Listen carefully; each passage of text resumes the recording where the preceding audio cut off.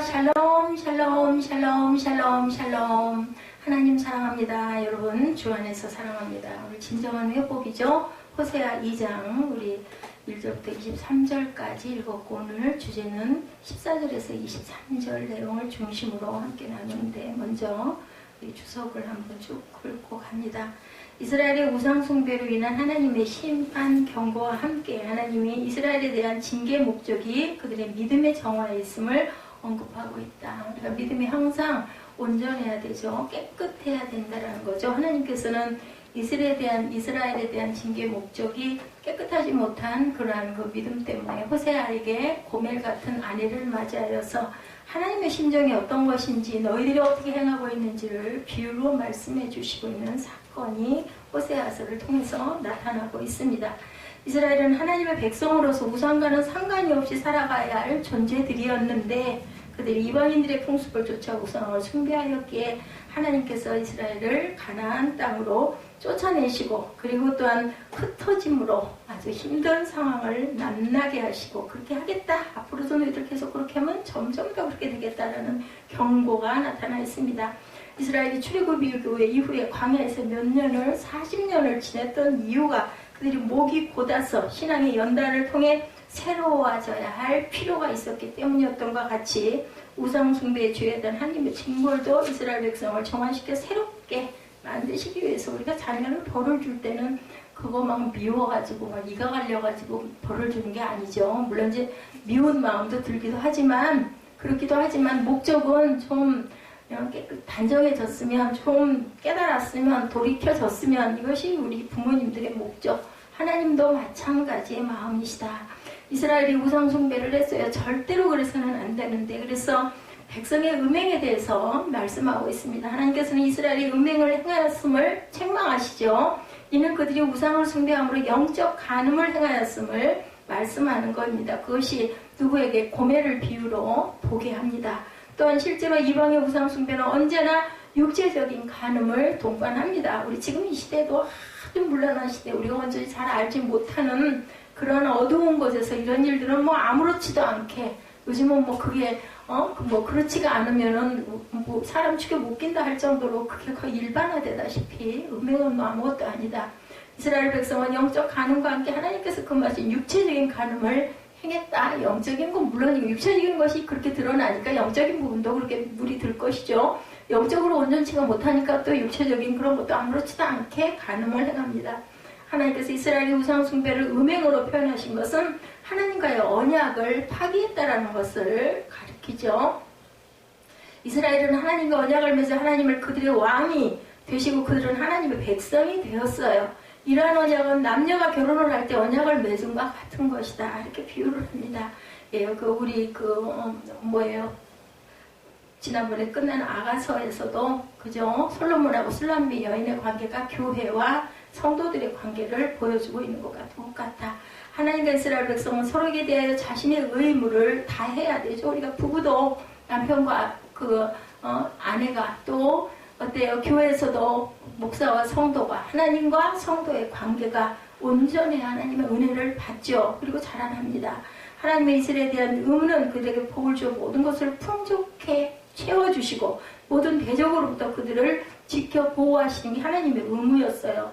이스라엘이 하나님께 대한 의무는 오직 하나님만 사랑하고 우상을 숭배하지 않는 것, 딱 그거 하나만 하면 돼요. 하나님을 존경하고 경외하고 찬양하고, 그리고 우상을 숭배, 다른 데 눈 돌리지 않기만 하면 된다.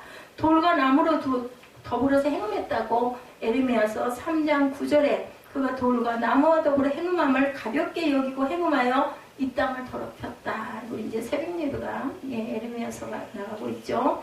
자녀를 제물로 불살랐다고 에스겔 16장 20절에 또 내가 나를 위하여 낳은 내 자녀를 그들에게 데리고 가서 드려 제물로 삼아 불살랐느니라. 내가 내 행음을 작은 일로 여겼다. 이렇게 에스겔서에 나타납니다.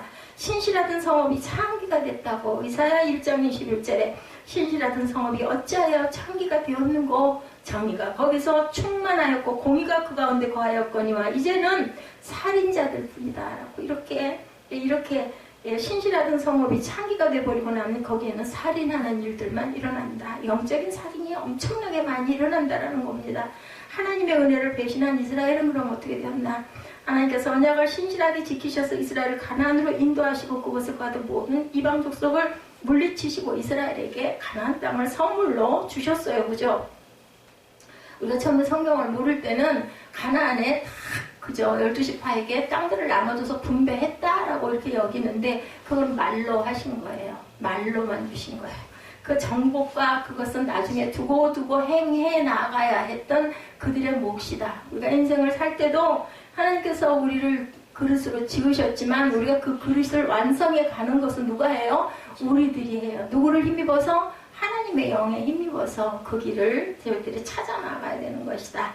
그래서 이 언약을 신실하게 지키셨어요. 그죠? 이스라엘을 가나안으로 인도하시고 거기 가는 모든 이방 족속을 물리치게 하나님이 싹 물리쳐놓고 그래서 얼마나 좋겠어요. 저는 참 그게 소원이던데 탁 해서 너 여기서 살아 해주면 얼마나 좋겠어요. 근데 그거 아니에요. 내가 너에게 줬어. 너희들 그 정복해서 여기는 네 땅, 여기는 또 제 땅 이렇게 탁탁 나눠줬으니 그것도 뭐 해서 제비 뽑아가지고 줬으니까 너희들이 그거 네가 해 감당해. 그래 우리는 세상 살아가면서 우리의 무게를 우리의 짐을 누구에게 의지해서 하나님께 의지해서 감당하고 나가야 된다는 것이 저는 출애굽을 통해서 그 여호수아를 통해서 계속 깨달아 아는 것은 바로 그거였다라는 거예요. 사사시대를 거쳐서 왕정시대에 들어와서도 이스라엘의 영적 간음은 그치지 않았다. 근데 끝이 없는 것 같아요. 어느 시대에도 그건 있었던 것 같고 특히 북이스라엘의 초대왕인 여로보암이 정책적으로 우상숭배를 또한 장려했어요. 북이스라엘은. 이스라엘 우상숭배가 공식화되고 맙니다. 그래서 북이스라엘이 먼저 망하죠. 그래서 하나님께서는 이스라엘을 호세아의 음란한 아내 고멜에 비유하셨어요. 깨닫지 못한 이스라엘에게 이사야 1장 3절에도 증거합니다. 소는 그 임자를 알고 나귀는 그 주인의 구유를 알고만 이스라엘은 알지 못하고 나의 백성을 깨닫지 못하는다. 소와 나귀만 또 못하다는 거예요. 그죠? 짐승들은 주인을 안다고 얘기를 해요. 그런데 내 백성들은 그걸 알지 못하도다. 천지의 주제신 하나님이라고 사도행전 17장 24절에 우주와 그 가운데 있는 만물을 지으신 하나님께서는 천지의 주제신이 손으로 지은 전에 계시지 아니하신다 라고 얘기합니다. 천지를 지으신 분이 바로 하나님이시라는 거죠. 하나님이 주신 것으로 우상을 숭배하니 너희들 에스겔 16장 19절입니다. 주신 이는 하나님이신데 그것을 어디다 써요? 딴 데다 우상 숭배하는 하나님에게 절대 하면 안 될 죄를 이중으로 짓죠. 또 내가 네게 주어 먹게 한 내 음식물 곧 고운 밀가루와 기름과 꿀을 내가 그 앞에 100% 향기를 삼았나니 우상 숭배하는데 제물로 드린 거죠. 과연 그렇게 하였느니라 야훼의 말씀이니라. 하나님께서 얼마나 통분하셨을까. 이스라엘이 배역한 대가는 뭔가 이렇게 배반한 대가는 베푸신 은혜를 거두어 가셨습니다. 본문에서 이스라엘의 음행으로 인한 하나님의 징벌이 경고되고 있죠.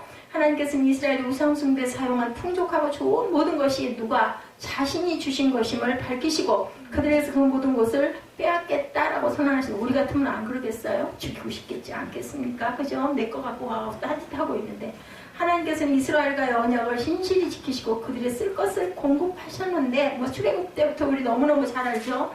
이스라엘은 그 은혜를 기억하지 못하고 오히려 우상의 제물로 그것들을 사용함으로 하나님의 은혜를 욕되게 했어요.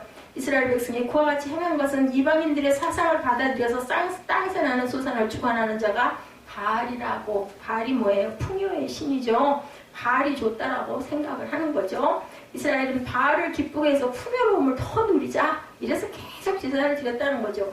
야훼 하나님이 유일신이시고 모든 만물의 주관자 되심을 잊은 이스라엘의 어리석은 행위는 그들이 받은 축복을 빼앗기는 결과를 가져온다. 모르는 거죠. 그렇게 될 줄은 모르니까 그렇게 했겠죠. 예레미야 4장 28절 좋은 땅을 내가 황무지로 만들겠다고 말씀합니다. 이로 말미암아 땅이 슬퍼할 것이며 위에 하늘이 어두울 것이라. 내가 이미 말하였으며 작정하였고 후회하지 아니하였은즉 또한 거기서 돌이키지 아니하리라 하셨음이로다. 안 돌이키시겠다는 거죠. 땅이 슬퍼하고 하늘이 어두워진다는 겁니다. 불쌍히 여기지 않겠다. 이사야 27장 11절에 가지가 마르면 꺾이나니 여인들이 와서 그것을 불사를 것이라. 백성이 지각이 없으므로 그들을 지으신 이가 불쌍히 여기지 아니하시며 그들을 조성하신 이가 은혜를 베풀지 아니하실 것이다. 포도원이 회파될 것이다. 에레미야 12장 10절에 많은 목자가 내 포도원을 헐며 내 몫을 짓밟아서 내가 기뻐하는 땅을 황무지로 만들었도다. 이렇게 증거합니다. 그래서 징벌의 성취는 어떻게 됐는가? 하나님의 이러한 징벌 경고는 역사 속에서 그대로 이루어졌습니다. 이스라엘이 아수르 제국에 의해 멸망당함으로 하나님께서 주신 땅에서 쫓겨남을 당했어요. 그렇죠? 그리고 그래서 북이스라엘이 멸망합니다. 모든 소유를 박탈당합니다. 또한 그들이 즐기던 모든 절기를 지킬 수가 없었죠. 하나님께서는 이스라엘이 바알을 섬긴 시일에 따라 징벌을 내리시겠다고 말씀하셨는데 하나님께서 행한 대로 보응하심을 보여주셨다. 이스라엘에 대한 하나님의 징벌은 하나님의 백성이 하나님과의 언약을 어길 때 어떤 결과를 가져오는 것에 대한 증거를 나타내고 계시고, 야훼께 전제를 드리지 못하는 부분이 호세아 9장 4절에 그들은 야훼께 포도주를 부어드리지 못하며 야훼께서 기뻐하시는 바도 되지 못할 것이다. 할 수가 없어요. 기뻐하지 않으세요. 어떤 것을 드려도 그들의 재물은 애곡하는 자의 떡과 같아서 그것을 먹는 자는 더러워진다라고까지 말씀합니다. 그들의 떡은 자기의 먹기에만 소용될 뿐이라 야훼의 집에 드릴 것이 아님이니라. 예, 이렇게 증거합니다. 그리고 소고치는 기쁨이 그칩니다. 이사야 24장 8절이죠. 소고치는 기쁨이 그치고 즐거워하는 자의 소리가 끊어지고 수금 타는 기쁨이 그쳤다. 우리 찬양의 기쁨이 사라진다는 거 시온이교회 신약으로 보면 찬양 드리기 싫어하고 예배 시간에 찬양 길다고 투덜거리는 건 바로 이런 상태다. 주께서 저희를 찢으실 것이라고 말씀합니다. 시편 50편 22절에 하나님을 잊어버린 너희여 이제 이를 생각하라. 그렇지 않으면 내가 너희를 찢으리니 건질 자가 없으리라. 무서운 말씀을 하고 계십니다. 이스라엘의 회복을 또한 다시 또 약속하시는 신실한 하나님. 하나님께서는 이스라엘의 영적 간음으로 인해 징벌을 내리실 것을 경고하시면서 결국에는 이스라엘을 다시 회복시킬 것임을 또한 약속하십니다. 이는 그들의 죄악에 대한 용서의 선포고 자기 백성에 대한 구원과 승리를 보장하시는 하나님의 은혜의 언약이다. 은혜예요. 은혜가 아니고 우리가 살 사람이 하나도 없죠. 이는 남편을 배반하여 간음을 행한 여인이 다시 회개하고 본 남편에게 돌아오는 것과 같이 이스라엘이 회개하고 돌아오게 될 것이며 그때 하나님께서 그들을 다시 받아주시겠다는 긍휼과 자비에 대한 약속이었습니다. 이스라엘이 회개하고 돌아오면 하나님께서 그들의 모든 상황을 애굽에서 가나안으로 돌아올 때와 같이 회복시키셔서 그들이 야훼만을 섬기며 그 안에서 축복을 누리게 하시겠다라는 말씀이죠. 그것은 오늘날 저와 여러분에게도 지금 오늘도 똑같은 말씀을 하고 계신다는 걸 우리가 알아야 되겠다. 하나님께서 이와 같이 행하시면 이스라엘이 하나님과의 언약을 파기했지만 언약의 신실한 하나님께서는 자기 자녀를 버릴 수가 없어요. 그래서 다시 또 그들을 구원하시기 위해서 은혜를 베푸시는 거죠. 주권적으로 이스라엘을 선택하셨고 그들이 아무리 하나님을 떠나려고 해도 한없는 사랑으로 끝까지 그들을 품고 안으시는데 그래도 보면 다 구원받지를 못해요. 그죠? 내 자녀들 다 품고 싶으시고 오래오래 참고 기다리는데 거기에서도 그저 남은 자들은 너무너무 소수라고 나중에 그렇게 나타납니다. 계시록에도 보면 그들이 타락한 마음을 변화시켜서 다시 자기 백성으로 권리를 회복시켜 주시겠다고 말씀합니다. 이사야 54장 5절에 만군의 야훼가 남편이 되셨다라고 말씀합니다. 이는 너를 지으시니가 내 남편이시라. 그의 이름은 만군의 야훼시며 내 구속자는 이스라엘의 거룩한 이시라고 증거합니다. 그는 온 땅의 하나님이라고 일컬음을 받을 것이다. 시온으로 데리고 오시겠다고 예레미야 3장 14절에 야훼께서 말씀이니라 배역한 자식들아 돌아오라. 나는 너의 남편임이라. 내가 너희를 성읍에서 하나와 족속 중에서 둘을 택하여 너희를 시온으로 데려오겠고 이렇게 얘기합니다. 바깥 포도원을 다시 사게 하시겠다고 예레미야 32장 15절에 만군의 야훼 이스라엘의 하나님께서 이와 같이 말씀하시니라. 사람이 이 땅에서 집과 밭과 포도원을 다시 사게 되리라 하셨다 하니라. 이방인에 대한 구원을 예언합니다. 하나님께서는 이스라엘의 회복을 예언하시면서 이방인들도 하나님의 백성이 될 것을 예언하셨죠. 이는 그리스도로 말미암은 복음을 통한 모든 민족을 구원하시는 하나님의 구속 섭리를 계시하고 있는 것인데 하나님의 이스라엘에 대한 구원 언약은 단순히 육적 이스라엘 민족에 대한 약속이 아니라 궁극적으로 영적 이스라엘 백성에 대한 구원을 향하고 계셨다. 이스라엘의 정치적이고 역사적인 회복이 진정한 하나님의 구원의 완성은 될 수 없었던 것이죠. 하나님의 이방인에 대한 구원 예언은 그리스도께서 언제 성령 실천하셔서 구속사역을 성취하심으로 온전히 이루어집니다. 하나님께서는 역사의 주관자로서 구원하실 자들을 예정하시고 그들을 깊이 있고 구원하시고야 마는데 마지막 역사는 아들을 통해서 예수 그리스도를 우리가 믿음으로 구원을 받죠. 열방의 모든 족속을 경배한다. 시편 22편 27절에 땅의 모든 끝이 야훼를 기억하고 돌아오며 모든 나라의 모든 족속이 주의 앞에 예배하리니. 하나님을 향하여 손을 든 이방인에 대해서 시편 68편 31절에 고관들은 애굽에서 나오고 구수인은 하나님을 향하여 그 손을 신속히 들리리다. 이렇게 증거합니다. 자기 백성이라 일컫는 하나님. 스가랴 13장 9절입니다.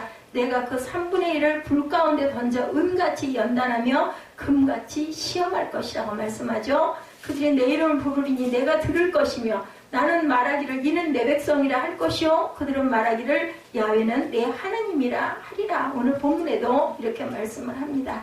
이래서 내가 나를 위하여 그를 이 땅에 심고 긍휼히 여김을 받지 못하였던 자를 긍휼히 여기며 내 백성이 아니었던 자에게 향하여 이르기를 너는 내 백성이라 하리니 그들은 이르기를 주는 내 하나님이라 하리라 하시니라. 너희가 결국은 그렇게 될 것이라는 거죠. 그래서 결론은 이스라엘이 하나님의 언약을 어김으로 멸망의 진노를 받을 수밖에 없는 척이었지만 하나님의 주권적인 은혜로 인해 다시 회복된 구원의 역사는 모든 성도들에게 적용되어집니다. 모두가 죄인으로 하나님의 징벌을 받아야 했지만 그리스도로 말미암는 구속의 사역으로 인하여서 어떻게 돼요? 하나님의 은혜를 우리가 기억하고 나가고 천국 백성이 되었다는 것을 절대로 잊어버리지 말고 하나님께 영광 돌리는 삶을 살아야 되겠다라는 것이 이 장 전체의 내용입니다. 사람은 누구나 실패를 경험하죠. 누구나 실수를 하죠. 누구나 후회를 하게 됩니다. 그런데 그 실패의 경험을 어떻게 처리하느냐에 따라서 영원한 실패자로 남느냐 아니면 성공자로 도약하느냐의 기로에 항상 서 있습니다. 선택은 우리 몫입니다. 성공한 모든 사람들도 늘 그들도 다 실패를 경험했어요. 그죠? 에디슨 같은 사람은 뭐 거의 그저 몇 천 번을 실패를 했다고 그러죠. 근데 그는 그렇게 얘기하죠. 시험의 한 단계였을 뿐 나는 실패한 적이 없다라고 얘기를 합니다.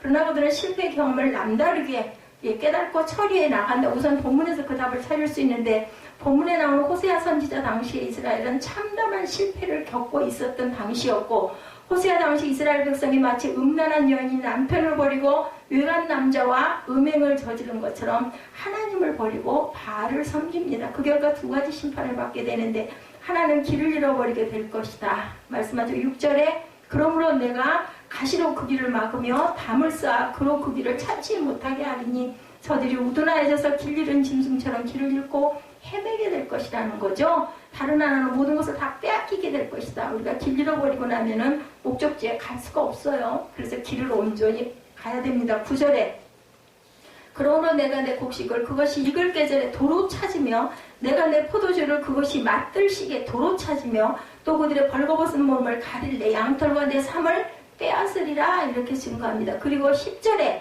이제 내가 그 수치를 그 사랑하는 자의 눈앞에 드러내리라고 하시죠. 그리고 마치 남편에게 쫓겨나면 생계에 대한 보장도 받지 못하는 불쌍한 여인처럼 이스라엘 백성이 모든 것을 빼앗기고 포로로 끌려갈 것이라고 증거합니다. 이스라엘 백성들이 참담한 실패를 실제로 겪죠. 감당할 수 없는 참담한 실패 한복판에서 고통을 겪게 되고 하나님 앞에 어떻게 해요? 이제는 저 좀 살려주십시오 하고 울부짖을 수밖에 없게 만듭니다. 감사한 것은 그것이 끝이 아니라는 것이 감사하죠. 호세아 선지자는 14~15절에 이렇게 말씀하고 있죠. 그러므로 보라 내가 그를 타일러 거친 들로 데리고 가서 말로 위로하고 거기서 비로소 그의 포도원을 그에게 주고 악을 골짜기로 소망의 문을 삼아 주리니 그가 거기서 응대하기를 어렸을 때와 애굽 땅에서 올라오던 날과 같이 하리라 라고 합니다. 하나님께서 그들을 회복시킬 계획을 가지고 계심을 이렇게 말씀하고 있어요. 하나님이 참 마음이 약하신 것 같아요. 그게 꼭 우리 그 가정에도 보면 엄마들 같지 않나 하는 생각이 듭니다. 그걸 차라리 저는 비밀로 할 것 같은데 그 얘기까지 다 해줘요. 결국은 너희들이 이렇게 될 것이다. 그러니까 자꾸만 죄를 짓지 않을까? 이 생각도 듭니다. 하나님께서 하나님의 백성들이 실패의 구덩이에 빠져있는 걸 보고 그렇게만 보고 계실 수가 없었던 거예요. 건져낼 계획을 세우시고 그리고 회복을 또한 약속까지 해주십니다. 이 점이 우리 믿는 사람들이 믿지 않는 사람들과의 다른 점이야 하는데 믿지 않는 사람들은 자기 스스로 실패의 구덩이를 빠져나와야 되고 우리 믿는 사람은 실패의 구덩이 안으로 내미시는 하나님의 손을 잡을 수가 있는데 다들 잡으면 얼마나 좋겠어요. 그죠? 끝까지 자기 고집을 부리고 예, 눈에 보이는 것과 보이지 않는 것을 보면 저는 대개는 거꾸로라고 생각이 됩니다. 세상의 안목으로 보면 그 말도 안 되는 건데 하나님의 안목으로는 그것이 바로 정답일 때가 너무나 많다는 거죠. 우리 생각으로 봤을 때, 현실적으로 봤을 때, 우리 경험으로 봤을 때는 저건 말도 안 되는데 말도 안 되는 일을 꼭 하나님께서는 그럴 때 역사를 하셔가지고 우리를 깨뜨리시죠. 깨닫게 하십니다.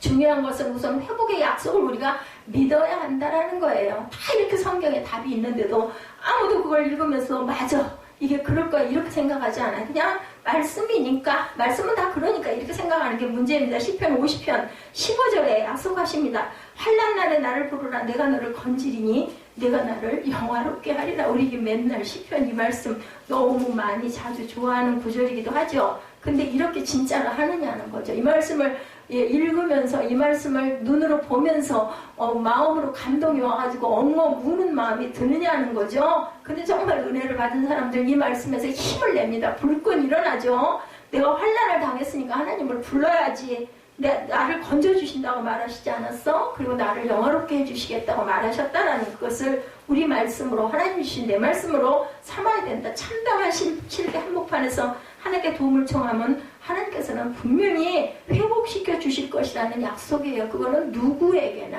뭐 무슨 목회자, 유명한 목회자, 권능 있고 능력 있는 큰 그룹들에게만 나타나시고 아주 평범한, 아니면 믿음이 없는 초신자이거나 정말 교회를 가본 적도 없는데 나 예수 믿습니다 하는 그런 믿음의 눈을 가진 자에게는 안 나타나시는 게 아니에요. 중요한 것은 제가 보기에는 얼마나 절실하느냐가 가장 중요할 것 같아요. 하나님께서는 그래서 번제와 제사를 원하지 않는다고 하죠. 상한 심령이라고 말씀하시죠. 그 마음을 가지고 통회하고 자복하고 정말 내가 하나님을 만나고 싶고 내가 정말 간절하고 절실합니다 하고 우리가 부르짖고 울며 기도할 때 하나님께서는 분명히 저와 여러분의 손을 잡아주시고 만나주시고 우리를 다독여주시고 그저 절망의 구렁텅이에서 건져주신다라는 것. 실패 한복판에서 하나님께 도움을 청하면 반드시 그 약속을 지켜주신다는 것을 믿는 게 가장 중요합니다. 히브리서 11장 17절에서 보면 아브라함의 이야기가 나오죠.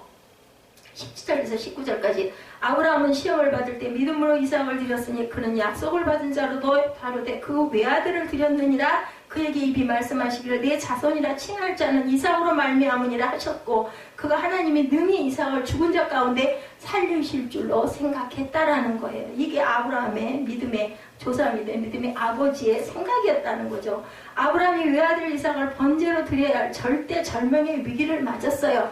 그 상황 가운데 아브라함은 하나님의 약속을 믿었다는 거죠. 우리 가정에 만약에 이런 일이 일어난다면 어떻게 하겠어요? 그 자식을 데리고 꾸역꾸역 그 산으로 번제 드리려고 올라가겠어요? 어디로 담보찜을 싸가지고 어디 외국으로 도망가자 이러지 않겠어요? 절대로 아들을 아니 주실 때는 언제고 통곡을 하고 원망을 하겠죠. 근데 아브라함은 그러지 않았죠. 사라에게는 얘기를 하지 않았다고 나중에 나타나죠. 그래서 일찍 사라가 돌아갔다는 얘기도 있습니다. 만일 자기가 이하를 죽여 번제를 드린다고 해도 하나님께서는 이삭으로 말미암아 너희 대를 잇게 하겠다고 하늘의 별처럼 바다의 모래처럼 창대하게 하겠다 해주셨으니까 죽여도 하나님께서는 분명히 어떤 뜻이 있을 거야. 이것을 굳게 믿었다는 것. 그게 다르다는 거죠. 하나님의 약속을 믿어야 한다. 그것이 실패의 경험을 딛고 회복될 수 있는 유일한 길이라는 것입니다. 다음으로 중요한 것은 약속을 믿고 뭐예요? 기도해야 한다는 거죠. 예, 믿음의 사람의 실패를 생각할 때 우선 누구를 삼손을 우리가 떠올리죠. 대개는 그죠? 그는 부모의 소원으로 나시민으로 하나님께 바쳐진 사람이었습니다. 그리고 하나님께 사사로 택함을 받은 사람이기도 했는데 드릴라라는 블레셋 여인의 칭압폭에 묻혀서 그만 참담한 실패를 맛보게 됩니다. 이건 뭐 선곡으로도 너무너무 많이 나오고 애니메이션으로도 많이 나와서 너무 잘 알죠? 머리를 삭도로 밀게 되죠. 하나님께 주신 놀라운 힘을 그만 잃어버리고 맙니다. 블레셋 사람들에게 붙잡혀 눈이 뽑히고 오후에서 맷돌을 돌리는 신세가 돼요. 그죠? 그 짐승들이 끄는 맷돌을 돌리는 그 맷돌 돌리는 추의 역할을 했다라고 나옵니다. 성경에. 그러나 그대로 끝날 수가 없었던 거예요. 그가 다원 신전 두 기둥 사이에 묶여있을 때 뭐였어요? 하나님께 간절히 기도했죠. 온 힘을 다해서 이 성과 같이 내가 무너지게 해달라고 여기 있는 모든 사람을 몰수하게 해달라고 기도합니다. 하나님께서 그에게 다시 힘을 주시죠. 그리고 능력을 회복시켜 주십니다. 그가 붙잡고 있던 기둥을 쓰러뜨려 다곤 신전에 있던 블레셋 사람들을 죽게 합니다. 사사로의 사명을 죽음으로 감당합니다. 우리는 이런 마음을 닮아야 됩니다.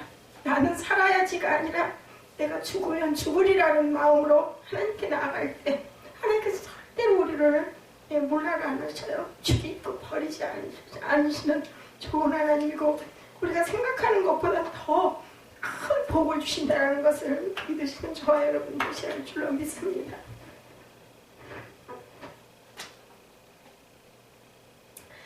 우리가 실패의 그러한 참담한 경험 속에서 아파할 때도 구체적으로 기도하면 하나님께서는 우리를 회복시키신다는데 이 마음들이 되지 않는 게 문제예요. 그죠? 제가 목욕탕을 가야 되고 수영장을 가야 되는데 그 마음이 일어나지 않는 것과 같을 것 같아요.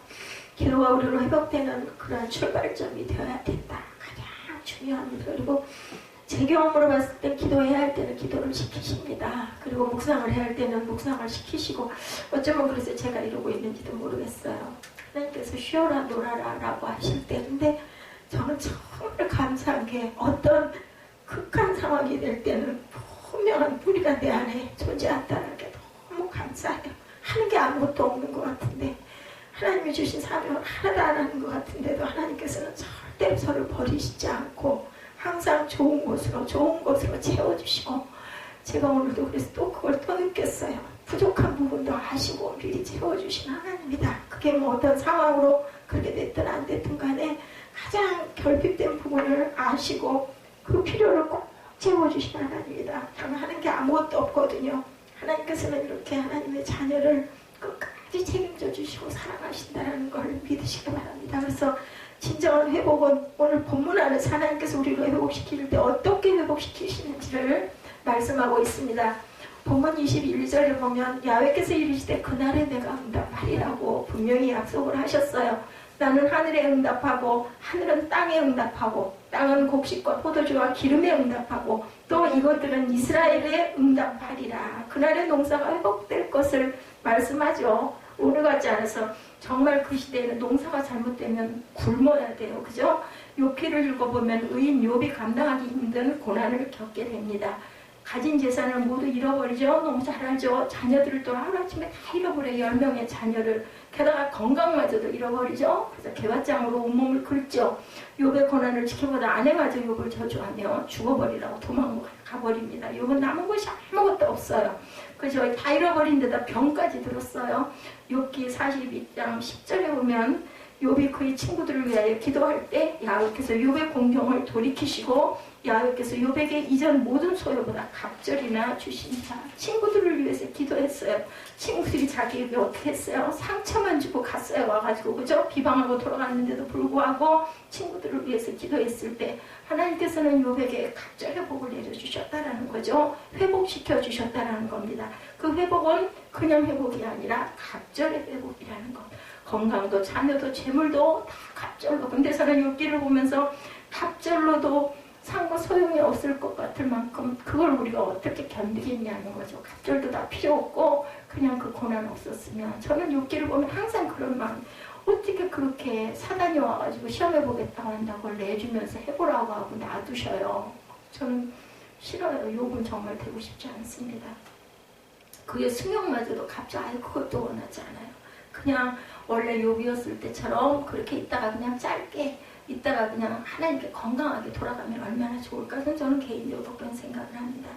그의 수명이 길면 뭐 하겠어요. 욥기 42편 16절에 그 후에 욥이 140년을 살며. 근데 첫 번째 잃어버렸던 아내나 자식들에 대한 부분, 그죠? 그 마음의 상처와 상심. 요즘에 그 상담하기 그렇게 해외에서는 그냥 보편화되고 있고 우리나라도 분명히 당연히 그렇게 될 걸 저는 알고 있었어요. 벌써 10년 전에 알고 있었습니다. 그래서 뭐 그 학교에 때 신학교 때 그 상담업 그거 해가지고 뭐 딴다고 엄청 많이 다니고 했는데 저는 그거 별로 필요를 못 느꼈어요. 나중에 그 상담학을 배운 그 학우들하고 이렇게 얘기를 하다 보니까 그 학우들이 그렇게 얘기하더라고요. 저는 그걸 배운 바는 없는데 얘기를 듣다 보니까 학우님 어떻게 저희 교수님이 말씀하신 것과 똑같으면서 많이 듣던 얘기를 한다고. 하나님의 지혜고 은혜고 물론 자격증, 라이센스가 있어야 할 경우가 있겠죠. 그래서 딸 수도 있지만 하나님의 은혜가 충만하면 정말 지금은 아무것도 아니죠. 제가 그 신학교 다닐 그때는 그냥 앉으나서나 입만 열면 하나님 말씀 외에는 간증 외에는 없었으니까 뭐 남이 듣기 싫다고 하든지 말든지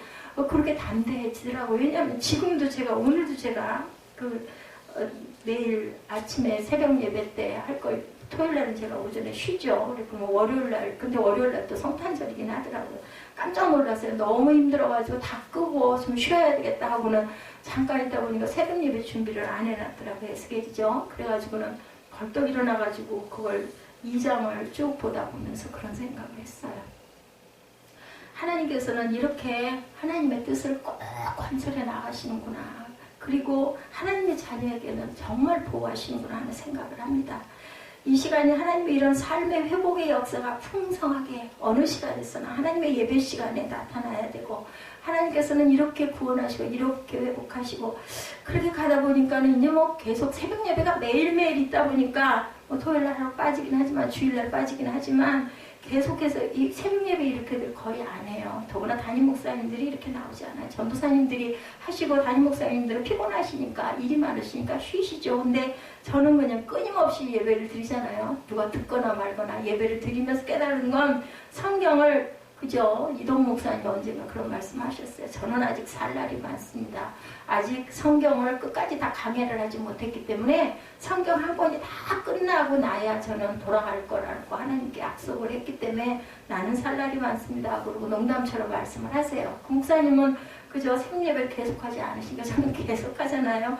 요즘은 정신없어요. 막 금방 수요 예배도 끝나면 또 다음 건 어디를 가야 되나, 새벽 예배도 계속 매일 나가다 보니까 뭐 그 부분을 제가 다 그걸 숙달을 하든 안 하든 다 그걸 감동을 받든 안 받든 그냥 나가야 되니까 뭐 그러면서 또 잊어버리기도 하고 또 새롭게 또 읽기도 하고 하다 보니까 했던 부분들이 너무 많아요. 그 컴퓨터에 저장이 돼 있잖아요. 치다 보면. 근데 절대로 했던 본문을 가지고 똑같이 절대 그 말씀을 하게 되질 않아. 아무리 죽겠고 아무리 힘들어도 그 다르고, 옛날 것도 읽어보다 보면 어찌 그렇게 허술하고 어찌 그렇게, 그때 또 온 전심을 다해서 말씀을 전했던 부분인데 그게 정말 신기할 정도로 다르더라고요. 그래서 하나님께서는 길잡이가 없다 보니까 저를 이렇게 해서 새벽 예배를 세우심으로 인해서라도 성경 66권을 그저 흘러갈 수 있게 해주시는구나. 거기 뭐 제가 얼마나 깨닫겠습니까마는, 그래서 하루하루를 살아갈 수 있는 힘을 아침이면 주신다.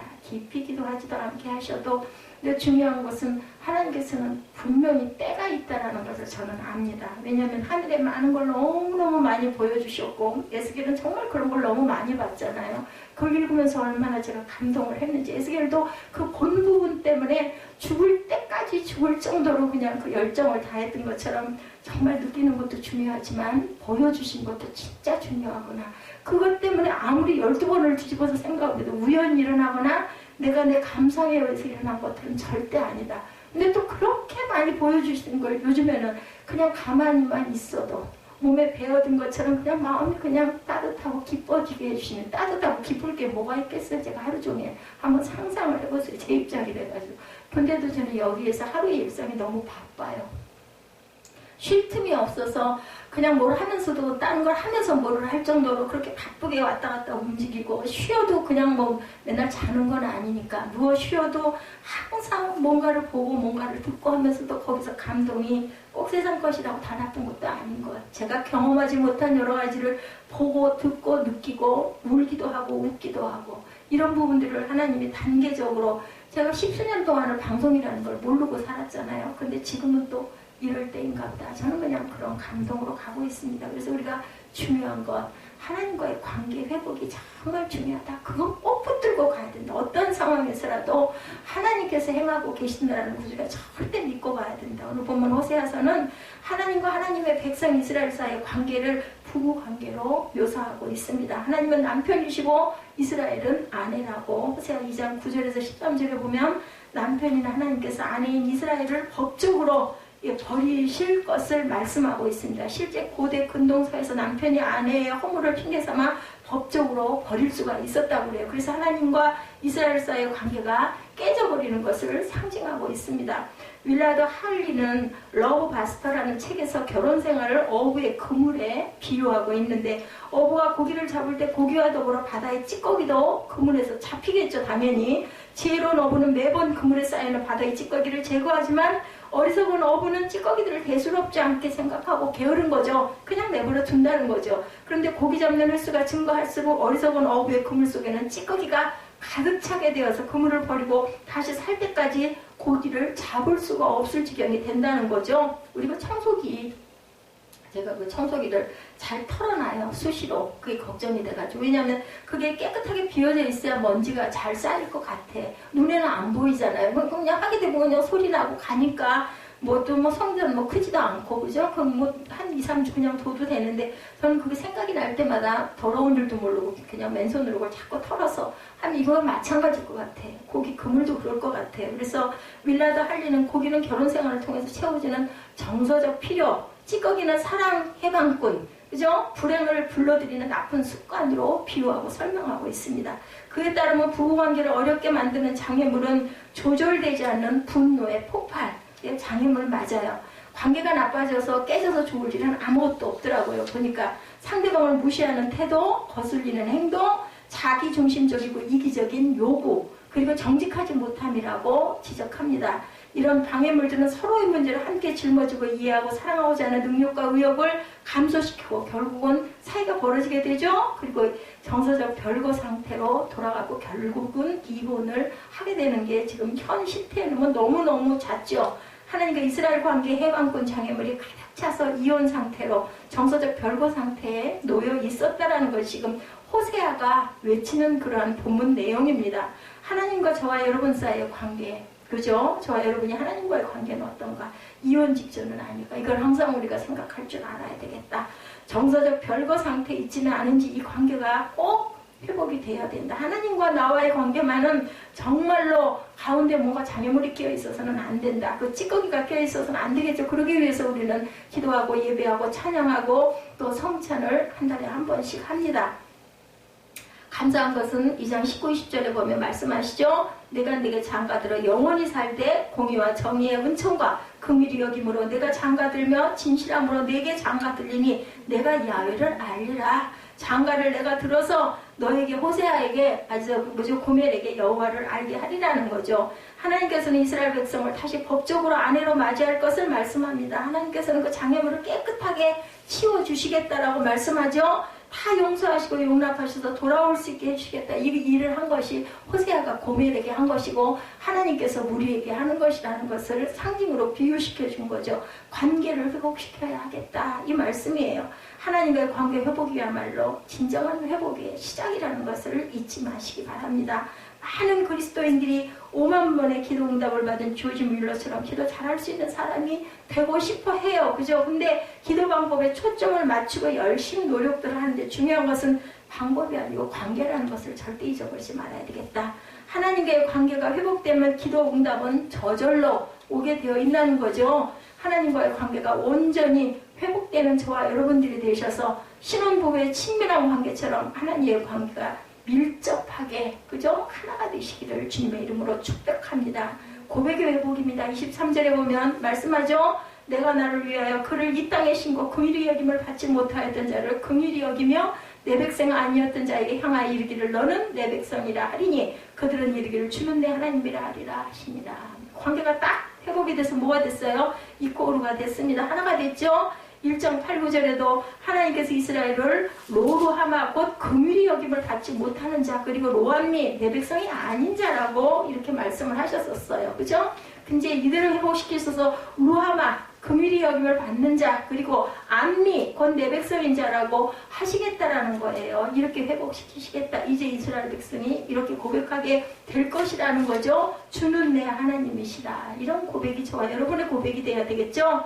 진정한 회복은 주는 나의 하나님이시라고 고백되면서 완성이 됩니다. 이제 주를 나의 하나님으로 모시고 순종하며 살겠다는 다짐으로 회복이 완성이 된다는 것. 많은 사람들의 간증을 들어보면 대개는 다 실패의 깊은 구덩이 속에서 하나님을 만나게 되었고 하나님은 나의 하나님이라 고백하면서 온전한 회복을 경험하게 됐다고 간증을 보면 다 그래요. 그죠? 좋아가지고 그냥 아무렇지도 않게 뭔가 더 좋아졌다는 얘기는 없어요. 수렁에서 건져주셨다. 환난에서 구해주셨다. 내가 절망 가운데 부르짖었더니 하나님께서 내게 이런 기적을, 이런 좋은 것을 주셨다고 다 얘기를 합니다. 그렇게 보면 우리가 그것이 바로 환난이 기회일 수도 있다는 것을 절대 잊어버리지 말고, 우리가 가장 어려울 때를 그걸 시발적으로 삼을 줄 알아야 된다. 그 용기가 중요하고 그 하나님을 믿는 믿음이 중요한 거죠. 윤영주 장로님은 원래 모태신앙이었어요. 우리 신라 반죽이 만드신 그 분이죠. 회사를 세우셨던. 대학생 때 가수 활동을 해서 인기 절정에 올라서 돈도 굉장히 많이 벌었습니다. 그러던 중에 대마초 흡연 때문에 감옥에 가게 됐어요. 그 실패의 구덩이 속에서 성경을 읽다가 하나님을 온전히 만나게 되고, 그 이후로 하나님을 나의 하나님으로 고백하는 삶을 살게 돼서 장로가 되었죠. 그리고 이제 목사님이 되셨어요. 한국에 나오는 위대한 과학자고 과학기술처 장관을 2번이나 역임한 정근모 장로님도 평탄한 삶을 살던 중에 아들이 신부전증으로 죽어가게 되었어요. 이때 하나님을 본격적으로 찾게 되고 은혜받고 방언까지 하게 되었다고 그래요. 우리 뭐 순복음 계통에서는 방언하는 거 아무것도 아닌데 장로교 쪽에서는 방언이 대단한 거거든요. 그러니까 우리도 어떤 면으로 참 은혜를 크게 받은 거죠. 그리고 하나님을 나의 하나님이라고 고백하는 삶을 살게 됐다. 예, 이런 게 다 간증을 보면 전부 그래요.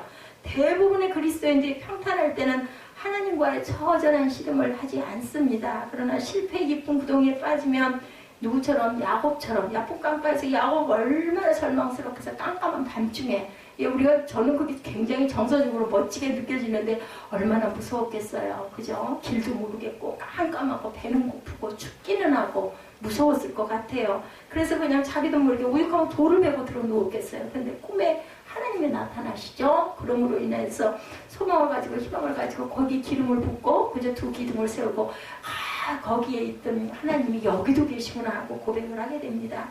예, 주는 내 하나님이시다. 그리고 진정한 회복의 절정을 체험한 것이 바로 야곱이죠. 하나님께 제대로 된 신앙 고백을 드릴 수 있는 저와 여러분들이 되셔야 되겠죠. 주는 내 하나님이시다. 이때 온전한 회복을 경험할 수가 있는 것이다. 그러나 하나님께서 그 구덩이까지 찾아오셔서 손을 내미시죠. 그 손을 우리는 잡아야 됩니다. 잡아야 할 일을, 선택해야 될 일이 필요하다. 그러면 그때부터 회복이 시작된다는 거죠. 무엇보다도 중요한 것은 하나님과의 관계가 회복되는 것이 중요하다. 하나님께 대한 신앙 고백이 회복되고, 그래서 진정한 회복을 경험하시는 저와 여러분 되시기를 주님의 이름으로 축복합니다.